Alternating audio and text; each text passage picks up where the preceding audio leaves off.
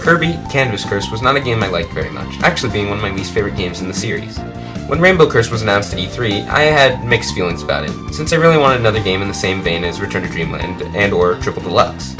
However, after playing Rainbow Curse, I found I was mistaken.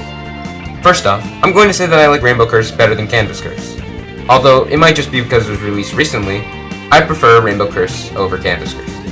I haven't played Rainbow Curse in at least 6 years after all. It feels like the game devs had a better sense of the design. The gameplay is similar between the two, and the game runs well, flowing very smoothly, but it's not just that. I really like this game's art style. While Canvas Curse had a watercolor look, which also looks nice, Rainbow Curse opts for a claymation appearance, which looks just gorgeous on the Wii U. The jagged edges on all of the models is a unique little detail that makes the game really shine. The cutscenes actually look really good as well, making it feel really pleasant to watch. However, this is my first gripe with the game: the story.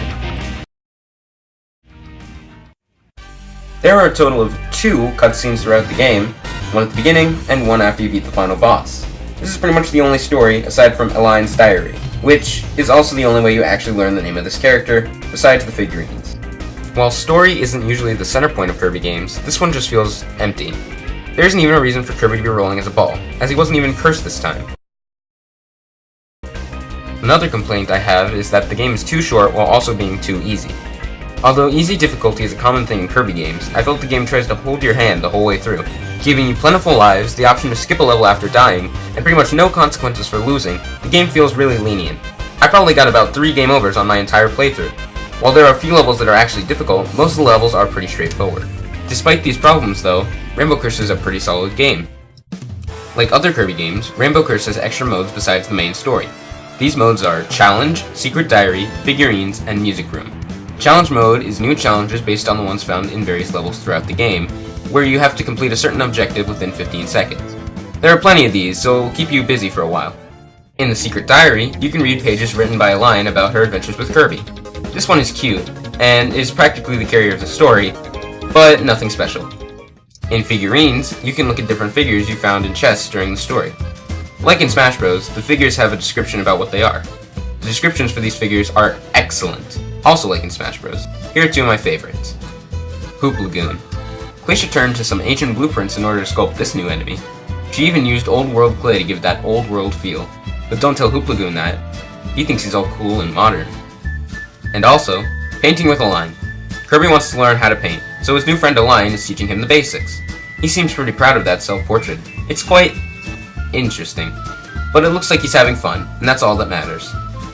There are many more like those, and I just love them. The final extra mode is the Music Room. Throughout the story, you'll find music from Rainbow Curse and remix versions of songs from past games. Speaking of music, Rainbow Curse's soundtrack is probably one of the best in the series. Many of the songs are very enjoyable and catchy, and it makes me want to replay the levels or the games that they came from. Triple Deluxe's Revenge of the Enemy and Return to Dreamland's Crowned are 2 of my personal favorites.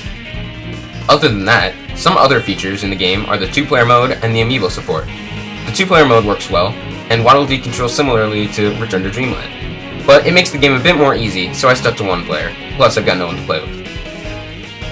The amiibo support also works very good, but I didn't use it that much because it also makes the game easier, plus I haven't opened my King Dedede and Meta Knight amiibo yet. Overall, Kirby and the Rainbow Curse is a pretty good game. Nothing outstanding, but it's good for what it is. The design is beautiful, gameplay is solid, modes are good, and the music is top-notch. It's definitely worth the $40, which is why I'm giving it a 7.9 out of 10. If you're a Kirby fan, you should get this game. However, if you're just starting out on Kirby, I would advise spending that $40 on Kirby Triple Deluxe for the 3DS instead. If you want to see more of our content, be sure to subscribe to the S tiers, and as always, likes, comments, and other types of feedback are much appreciated. This is Matt, signing off. Thank you for watching. Bye.